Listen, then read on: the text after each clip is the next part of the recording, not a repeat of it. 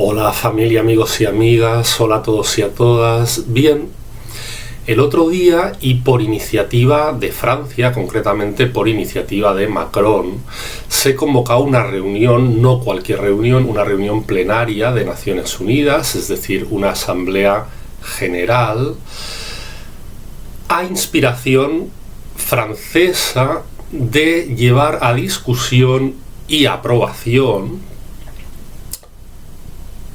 la iniciativa de creación de un Estado palestino a varios niveles, a nivel jurídico, territorial, de concreción político-institucional, diplomático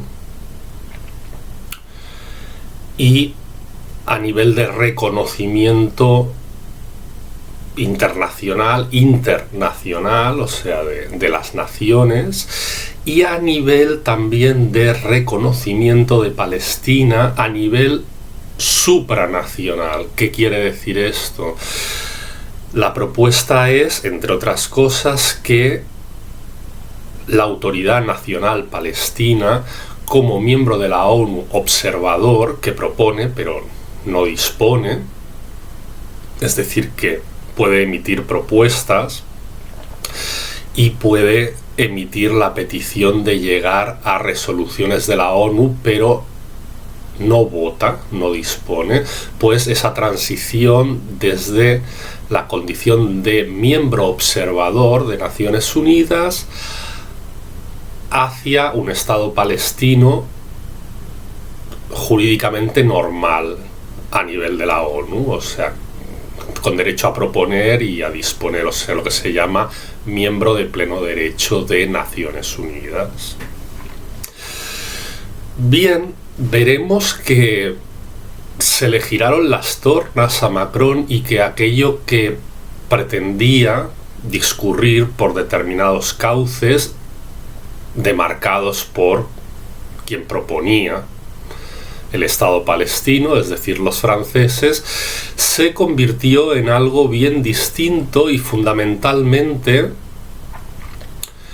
en virtud de la intervención de los países árabes acaudillados por Arabia Saudí y que del cartapacio, de la carpeta, metafóricamente, llevaron la carpeta con su propio plan de ruta, lo sacaron, lo desglosaron, lo propusieron y acabaron consiguiendo que casi todos los países de la Liga Árabe firmaran, todos los países de la Unión Europea firmaran, incluido Francia, o sea, su plan alternativo, y en total los árabes acabaron consiguiendo que 127 países del plenario de Naciones Unidas firmen su propuesta. Con esto no contaban los franceses. Bueno, vamos a verlo un poco, ¿eh? Son 4 palabras, pero es interesante comentarlo. Bueno, pues empezar diciendo que los franceses proponen a la ONU la resolución de creación formal de un Estado palestino, no porque en abstracto así quieran mucho a los palestinos y tengan mucha empatía y hagan un acto filantrópico a los Soros, entiéndase la ironía y tal, sino por motivos geoestratégicos y por motivos económicos. O sea, es evidente que un hipotético Estado palestino nacería nonato, y digo nacería nonato en el sentido de que nacería sin fuerza de autogestión y fuerza autónoma para nada, está semidestruido, no hay una única autoridad política, sino que en función del territorio también están peleados y por una serie de vicisitudes sería un Estado que nada más nacer se convertiría en una entidad eminentemente dependiente respecto de capitales y de emisiones, de flujos de inversión extranjera, ¿no? Entonces, ¿qué pasa? Los franceses nunca han encajado el hecho de que el imperialismo europeo, y en concreto su imperialismo, salieron votados de Oriente Medio a través de varios procesos, ¿no? O sea, a mediados del siglo XX, y con el agravio para los franceses de que así como los ingleses han preservado cierta influencia en la zona, o sea, a través de los ingleses crearon Kuwait, tienen la salida al mar, los ingleses a través de sus aliados kuwaitíes, que a Irak se le privó, o sea, Kuwait era históricamente, había sido siempre una parte de Irak, se le dejó a Irak sin salida al mar y los ingleses crearon Kuwait. Pusieron a los hachemíes, que se autorreclaman de la tribu de Hashem, es decir, descendientes del profeta Mahoma, en Jordania. Crearon Arabia Saudí a partir de la unión de tribus que ni siquiera se consideraban a sí mismos árabes por encima de su condición tribal. Cuando los ingleses les intentaban convencer y les decían, pero bueno, vosotros sois todos árabes, ¿por qué lucháis entre vosotros? Los big men, los grandes hombres, o sea, los jeques, lo que son los jeques, los sheikh, big men de cada tribu, les decían a los ingleses, yo no soy árabe, yo soy de la tribu de Pepito, yo soy de la tribu de Menganito. Bueno, pero los ingleses consiguen hacer un estado potente que bueno, es de su manufactura, ¿no? Que es la Arabia de los Saud. Los ingleses tienen buenas relaciones con Turquía, relaciones cordiales. Los ingleses manejan a Hamas, y dedicaré algún día un vídeo a desglosar, a diseccionar todo esto. O sea, los ingleses, bueno, más allá de que los financieros y los armadores quienes arman a Hamas, pues son principalmente Turquía, Irán, también lo era hasta ahora ya pues se marcó un punto de inflexión con la crisis de la llamada Guerra de los 12 días con Israel, ya están offside, están fuera de juego. Pero bueno, tenemos a Turquía, tenemos a Qatar, tenemos a Soros y a sus fundaciones, por supuesto, y tenemos a los ingleses que de hecho crearon Hamas. O sea, recordar que el brazo político de los hermanos musulmanes y sobre todo sus medios de prensa, sus órganos de difusión y su brazo ideológico están sitos en Londres. Bueno, pero a diferencia de los ingleses, los franceses no conservaron nada, no pudieron conservar en Oriente Medio ni la influencia sobre el Líbano, cuando lo tenían muy fácil porque la población cristiana libanesa era más del 50% de la demografía del país, y entre la guerra del Líbano y crisis posteriores, hostigaciones y persecuciones y demás en varias sucesivas oleadas sobre los cristianos libaneses, ahora son un porcentaje nimio de la población cuando habían sido más de la mitad del Líbano. Y eso los franceses o no han podido detenerlo o no han podido pararlo, o sea, o no han querido pararlo, pero la cuestión es que ha estado en detrimento de su persistencia a nivel de soft power, de poder suave en la zona. O sea, no han sabido mantener su influencia. Bueno, los franceses no son nada, o sea, son una nulidad, un cero a la izquierda en Oriente Medio.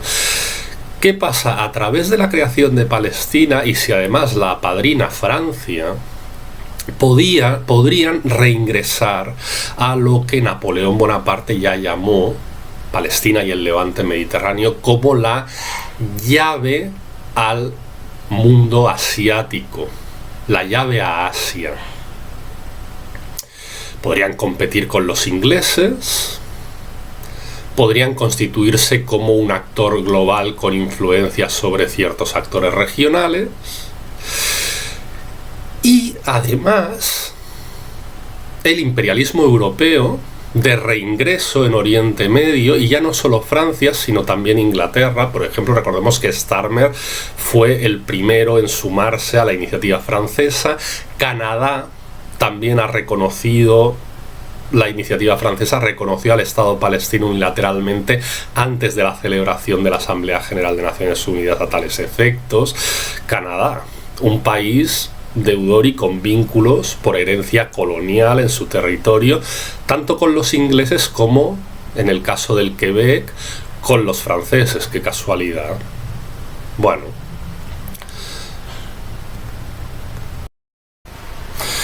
la hipotética creación de un Estado palestino a la francesa a la francesa, generaría un blindaje de Hamás. O sea, generaría un territorio donde jurídicamente y el monopolio de la fuerza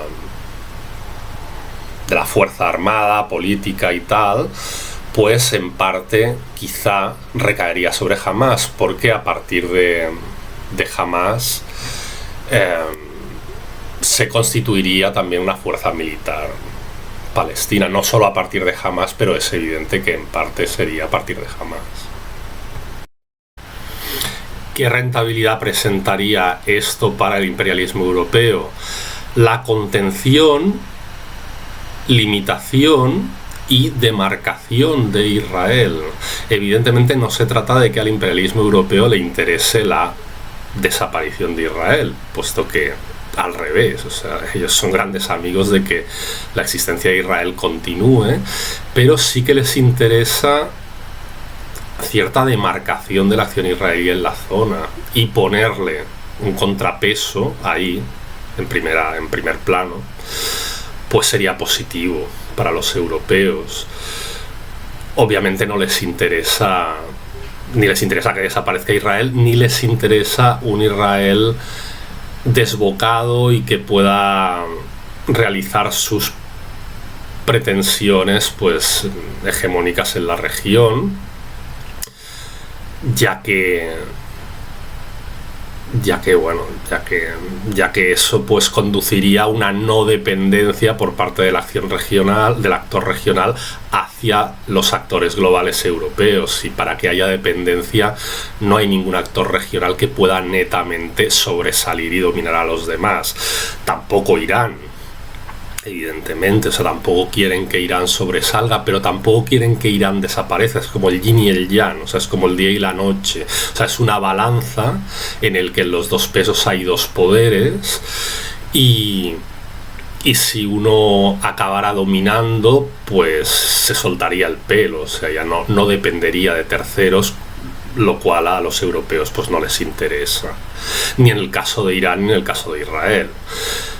Veamos Estados Unidos, por ejemplo. Estados Unidos en la crisis de la escalada con Israel realmente podrían haber destrozado el programa nuclear iraní y no lo hicieron, no porque no pudieran, a lo mejor no habrían podido, pero el hecho objetivo y sabido es que Trump avisó con antelación a los iraníes respecto del ataque por parte del B-2 estadounidense a Fordo. O sea, les avisó para que retiraran material, para que tuvieran tiempo de reaccionar.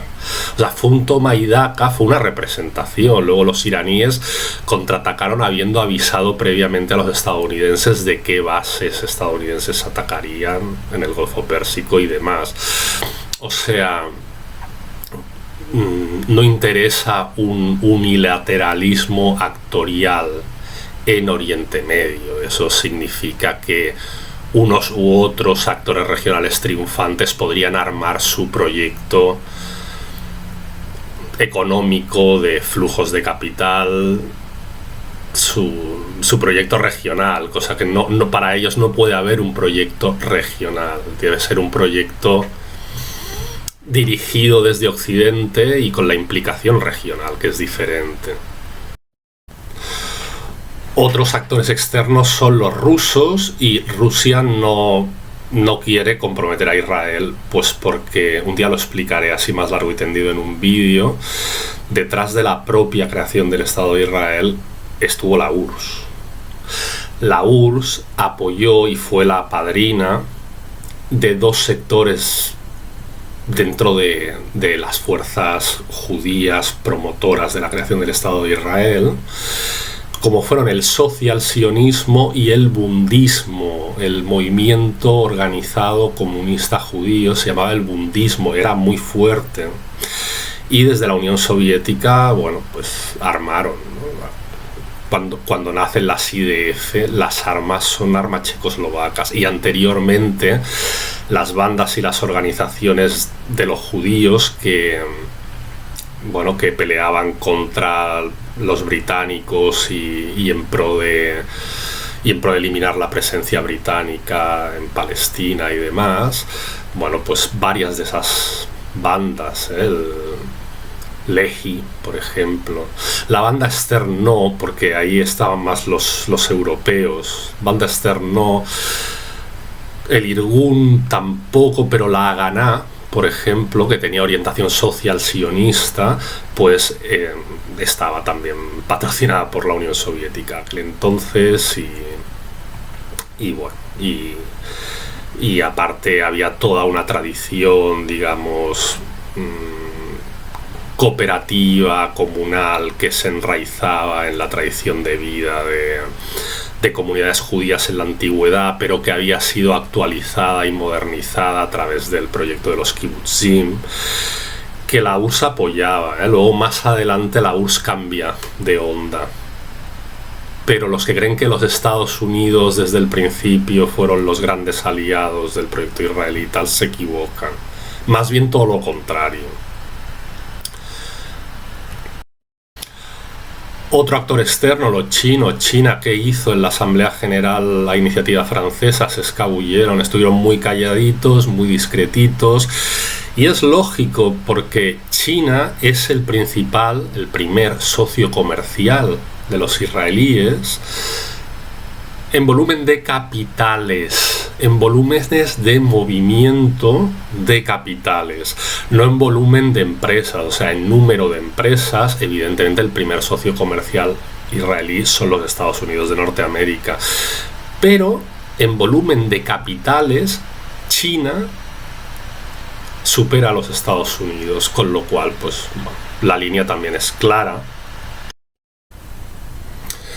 Pero el jugo de esta Asamblea General de la ONU, o sea, el meollo de su desarrollo y de la cuestión, iba a ser a priori la plática, la speech de los franceses y su propuesta, pero en realidad derivó hacia el protagonismo de los países árabes. O sea, al final el argumento y trama de la reunión lo protagonizaron los países árabes, abanderados por Arabia Saudí, que se habían reunido oficiosamente antes de esta Asamblea General y que habían resuelto no ir con las manos vacías y a verlas venir a ver lo que decían los franceses, sino llevar su plan de ruta alternativo. Y cuando les tocó hablar, lo propusieron. Incluye como condición sine qua non, o sea, como condición de posibilidad permisiva, sin la cual no hay constitución de Estado palestino, la disolución de Hamás, la entrega de sus líderes, la expulsión de Hamás de Gaza, el desarme de Hamás y la condición de posibilidad de que, o sea, esto hablando del brazo armado de Hamás, respecto del brazo político de Hamás, la petición de que no va a participar como parte constitutiva de una autoridad nacional palestina con rango de Estado. Hostia, eso no se lo esperaban los franceses. ¿Qué traduce eso? Bueno, traduce varias cosas, para mí principalmente dos. Que Arabia Saudí resurge con fuerza como mascarón de proa de los países árabes de la región. ¿Por qué? En ausencia de panarabismo, al haber quebrado el panarabismo, no solo la política y las direcciones de los países, no solo el poder de los países árabes de la zona y de otros países árabes, del Mashrek, del Magreb, etc., sino entre las poblaciones surge el volver la vista de nuevo hacia la Meca. ¿Por qué? Porque se equivocan quienes pensaron que las cuestiones identitarias no son importantes en política, son muy importantes. Los árabes saudíes son los custodios y guardianes de los lugares santos de la Meca y Medina, de la Kaaba. Se reclaman con éxito y con credibilidad por parte del mundo árabe musulmán y del mundo musulmán en general, como los herederos directos consanguíneos de Mahoma. Y ha habido todo un viraje marcado de sensibilidad, no solo en la política árabe, sino por parte de un sector amplio de las masas árabes hacia los saudíes. Si anteriormente habían mirado hacia Egipto con el socialismo nasserista, hacia el basismo, habían mirado hacia Damasco, habían mirado hacia Bagdad, habían mirado hacia Libia y su proyecto del Libro Verde, antes del asesinato y caída de Gaddafi, y ahora resurge Arabia Saudí. Y es como el pope, digamos, de los diversos hijitos, sobre todo petromonárquicos, en el arco del Golfo Pérsico. Bueno, esto es la primera cosa que yo puedo destilar a partir de esa afiliación, o sea, de ese hacer piña de los países árabes alrededor de Arabia Saudí en sus enmiendas a la propuesta francesa y en la presentación de su propuesta alternativa. Bueno, un poco eso, ¿no? Que los estados árabes, bueno, funcionan de manera... En general funciona así el poder, pero en Oriente Medio y países árabes ya es una cosa que se demuestra incluso con más contundencia, ¿no? Que existe un horror vacui. ¿Qué quiere decir un horror vacui? Que no hay vacío de poder. El vacío de poder es una situación transitoria y más o menos fugaz, que queda tapada por el hecho de que cuando hay un vacío de poder, otro actor lo llena. En este caso de poder ideológico y de poder, digamos, metanarrativo, ¿no? De proyecto de futuro, de unidad y de acción conjunta, coordinada en el mundo árabe, ¿eh? Ese proyecto era un proyecto laico, panarabista, socialista, nasserista, etcétera. Y por mor de ese principio, en relaciones internacionales del horror vacui, no hay un vacío por mucho tiempo y otro actor lo está llenando. Primera conclusión.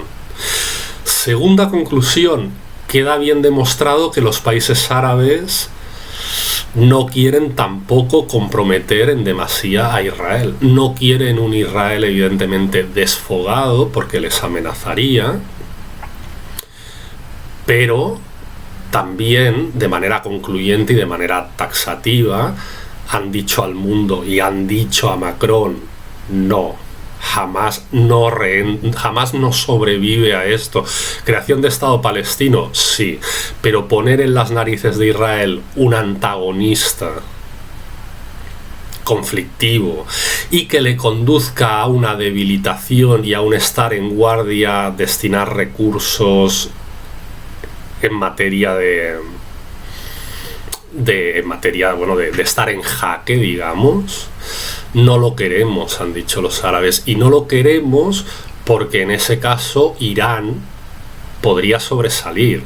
Si Irán se impone, a nosotros, ¿qué nos pasa? Se nos va a tragar, y tienen miedo de un desequilibrio de poderes. Entonces juegan la carta de promocionar la bilateralidad en la región. Irán, pero no demasiado. Israel, pero no demasiado. Y en ese sentido, jamás les sobra. Los países árabes han hecho firmar sus cláusulas alternativas a su propuesta con enmiendas a los propios franceses. O sea, los propios franceses han acabado claudicando. A los europeos, países de la Unión Europea, países de la Liga Árabe, la mayoría. Ha firmado Turquía, a regañadientes, porque es uno de los principales valedores de Hamas. Pero bueno, ha firmado Turquía. Ha firmado Qatar. súper a regañadientes. Pero ¿qué le pasa a Qatar? Qatar se había acercado a Irán como apuesta a un caballo supuestamente ganador que le iba a hacer de guardaespaldas. El otro gran guardaespaldas, el guardaespaldas por excelencia de los cataríes, son los Estados Unidos, más de 50 bases militares, navales y terrestres en la zona, protegiendo a Qatar. Pero ¿qué le pasa a Qatar? Que después de la fallida de Irán, no se fía. Piensa que si queda fuera de juego respecto de las dinámicas de integración regional y de reconfiguración de la región, ya no tiene a Irán. Ya no tiene a Irán, al que se acercó pues protegiéndole y demás. Entonces Qatar piensa que bueno, que los Estados Unidos sí, o sea, es un apoyo que tienen, un apoyo gigantesco, o sea, un apoyo muy férreo, pero ciertamente volátil, porque ha cambiado la línea de gobierno estadounidense de Biden a Trump, y los cataríes piensan que las cosas no son para siempre y que pueden los Estados Unidos decidir si no cargarse el sistema catarí, que eso quizá no tendría sentido porque les sirve a Estados Unidos, si dar una limpieza de cutis al sistema catarí, introducir reformas profundas y cargarse la monarquía absoluta emiratí. Entonces, cuando las barbas de tu vecino veas cortar, pon las tuyas a remojar. Han pasado varias cosas en la zona y cosas que en principio no eran previsibles, como el cambio de alineaciones y de apoyos a Siria y la actuación, no hace falta que lo analice mucho, la actuación de Rusia y la actuación sobre todo iraní respecto de la llamada, entre comillas, transición siria. Entonces los cataríes saben eso, que en política todo es volátil y todo es cambio, todo es tornadizo, ¿no? Entonces han firmado, no quieren hacer de niños malos. Quienes no han firmado, y esto tiene todo el peso del mundo desde el punto de vista de bloquear físicamente, de hacer inviable materialmente la concreción de un Estado palestino. Quienes no han firmado son los Estados Unidos y los israelíes. ¿Por qué si uno firma lo hace inviable? Bueno, pues entre otras muchas cosas que no voy a analizar aquí, y algunas son bastante evidentes, pero a nivel jurídico la más decisiva, digamos, es que en materia de derecho internacional, cuando se discute la modificación fronteriza o la creación de una nueva frontera por constitución de un nuevo Estado, quienes deben decidir la concreción de fronteras, o sea, cuando en la hoja de ruta árabe se pasara a la fase de concreción fronteriza, según el derecho internacional, quienes deben acordar delinear fronteras son los países territorialmente implicados en el trazo de fronteras, que en el caso de un nuevo Estado palestino serían, pues, no solo Israel, Egipto, que tiene Egipto en el caso de Gaza, y en el caso de la parte cisjordana del hipotético Estado palestino sería Jordania el interlocutor. O sea, es decir, que sin reconocimiento fronterizo por parte de los actores geográficamente implicados y sin su condición de protagonistas en la discusión sobre la concreción de fronteras, no hay, según el derecho internacional, generación de una nueva entidad política con fronteras. En este caso, Israel, al no aceptar participar en el proceso, en la hoja de ruta protoestatal, pues ya la está bloqueando. Pero hay precedentes en la historia de Naciones Unidas en función de los cuales se han generado estados sin sin la necesaria potestad de reconocimiento por parte de los estados geográficamente colindantes al nuevo Estado. Sí, ha habido algún precedente, con lo cual ya se ha sentado un precedente jurídico también. Entonces no es algo matemático que no pueda ser porque Israel no participe en el proceso.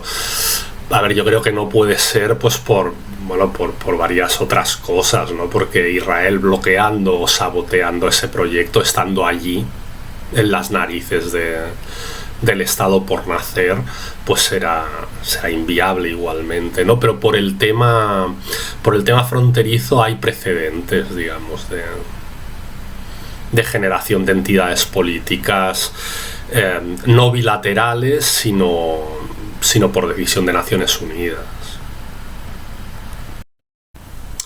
Bueno, también incluye otras cláusulas el proyecto árabe presentado conjuntamente ante Naciones Unidas que son de imposible aceptación por los israelíes.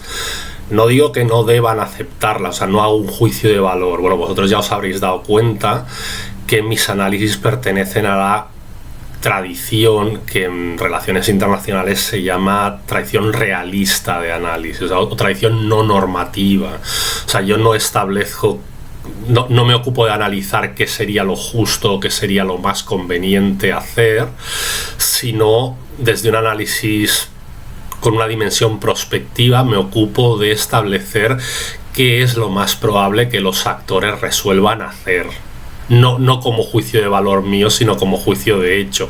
¿Qué es lo más probable que resuelvan hacer los actores regionales y globales, habida cuenta de un statu quo que describo y que es la realidad objetiva de partida, se quiera o no se quiera, y al margen de juicios de valor, a partir de la cual se tienen que mover los actores? Entonces no me estoy metiendo en una dimensión normativa, porque mi análisis es no normativo, sino desde una dimensión realista. Es imposible que los israelíes acepten Jerusalén Este. Jerusalén Este es una de las cláusulas de la propuesta árabe como capital de Palestina. Claro, Jerusalén, el Urshalim, la ciudad de la paz de los jebuseos, que ha sido la capital cada vez que los judíos se han constituido en una entidad política, o sea, en reinos o microreinos o mini reinos en la antigüedad. Tanto el de Judea como el reino unificado de Israel y Judea, pues la capital siempre ha sido Jerusalén. Entonces decir que vayan a aceptar Jerusalén Este, sería más probable que aceptaran un Jerusalén no partido y que la capitalidad fuera compartida, no partida en este oeste, sino compartida, capital de Palestina y capital del Estado de Israel. Eso sería no voy a decir más probable, menos improbable que lo aceptaran. Entonces, hay una cláusula, una subcláusula en la propuesta árabe, que es que si es inviable Jerusalén Este como capital palestina, lo fuera Hebrón. Pero también creo que al margen de que fuera prudente o fuera bueno aceptarlo, lo que sea, o sea, los hechos, no la opinión, sino los hechos indican que los israelíes tampoco lo aceptarían, puesto que, por cuestiones histórico-nacionales de ellas, Hebrón, de hecho Hebrón y hebreo comparten la misma etimología, o sea, Hebrón es enclave o lugar de hebreos, porque el regazo, digamos, la cuna y simiente, digamos, del desarrollo de las tribus hebreas a partir de la sedentarización en Canaán, pues uno de los enclaves fue Hebrón, y de ahí su nombre, ¿no?